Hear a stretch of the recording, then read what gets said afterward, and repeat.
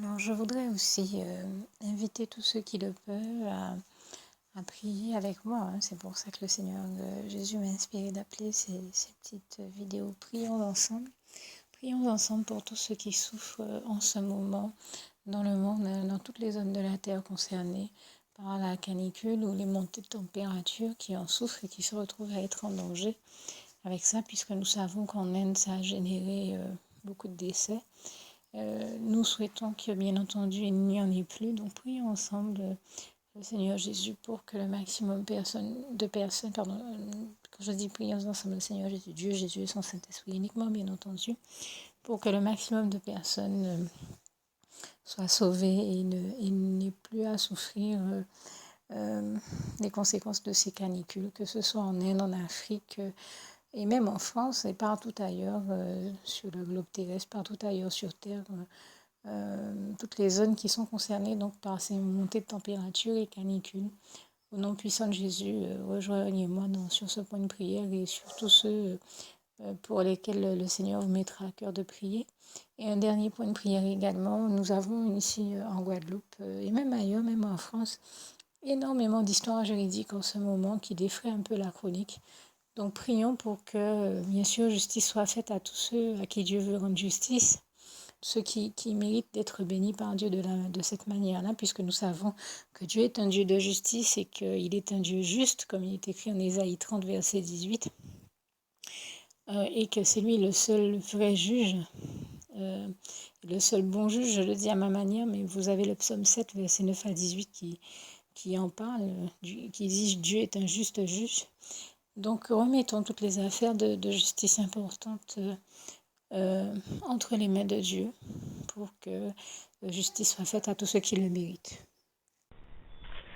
Juste une petite précision pour tous ceux qui ne sont pas encore, qui n'ont pas encore choisi la meilleure des options qui soit, qui est celle d'aller se placer, de faire le choix à soi-même, d'aller se placer dans les bras d'amour de Jésus-Christ.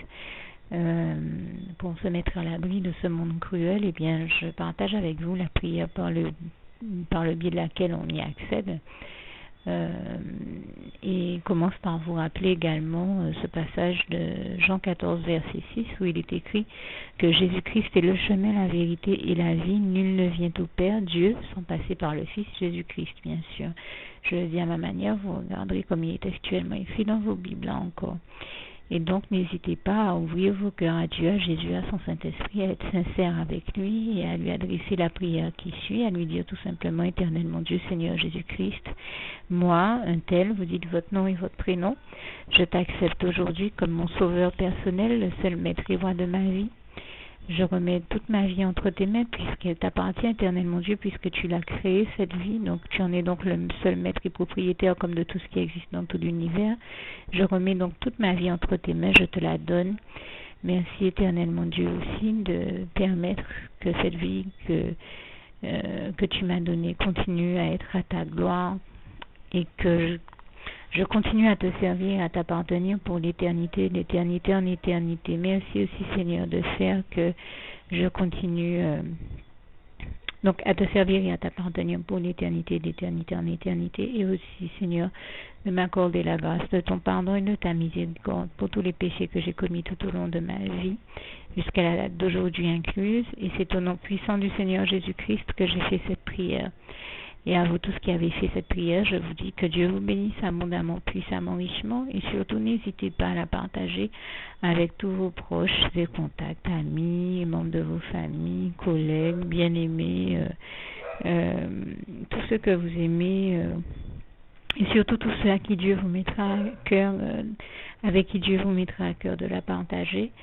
Et comme j'aime à le dire, si vous n'avez pas encore pris le temps de faire cette prière, comprenez bien que voilà, ça ne vous coûte rien de la faire, c'est gratuit, c'est indolore, et que voilà, vous n'êtes pas obligé de me croire, mais moi il m'est arrivé tout comme vous de devoir faire cette prière un jour dans ma vie, Et quand on m'a proposé de la faire, je me suis dit, et si c'était vrai, et si c'était vraiment Dieu qui, par ce biais-là, m'appelait à lui et me demandait de lui donner ma vie, de l'accepter, c'était Jésus qui était en train de vraiment me tendre la main et qui était en train de me demander de l'accepter comme mon sauveur personnel, je ne pourrais pas passer à côté de l'occasion de lui dire oui. Parce qu'il faut aussi que je reste ouvert ou ouverte à ce que Dieu peut avoir à me dire. Il faut que je garde mon cœur et mon intellect ouvert à ce que Dieu peut avoir à me dire. Donc je me suis dit, je ne peux pas courir le risque de passer à côté de mon éternité, de passer à côté des meilleures choses de la vie, surtout si le maître et créateur de la vie m'appelle et cherche à me sauver. Pour être sauvé, il faut bien que je lui dise oui, que je souhaite qu'il me sauve. Oui, Seigneur Jésus-Christ, je t'accepte comme mon sauveur personnel. Et c'est le sens de cette prière. Et comme je dis, elle ne nous coûte rien à faire. Et puis surtout, moi je vous dis, du jour où je l'ai faite, j'ai vu Jésus changer ma vie en mieux sur tous les plans. Et donc je crois que ça ne vous coûte rien, ça ne vous coûte rien vous non plus de la faire et puis d'expérimenter, de regarder comment les choses vont se dérouler dans votre vie, de regarder Jésus changer votre vie en mieux, à vous aussi. Et d'en faire l'expérience. Et pour en faire l'expérience, il faut commencer par faire cette prière. Donc si vous ne l'avez pas encore dite, réembobinez tout simplement cette vidéo ou ce document si vous préférez, réécoutez-le et dites avec moi la prière que vous m'avez entendu mentionner. Et n'oubliez surtout jamais que tout est possible à celui qui croit en Dieu, en Jésus-Christ et en son Saint-Esprit, comme il est écrit en Marc 9, verset 23, et que tout est possible à Dieu, comme il est écrit en Marc 10, verset 27. Que Dieu vous bénisse donc et à bientôt.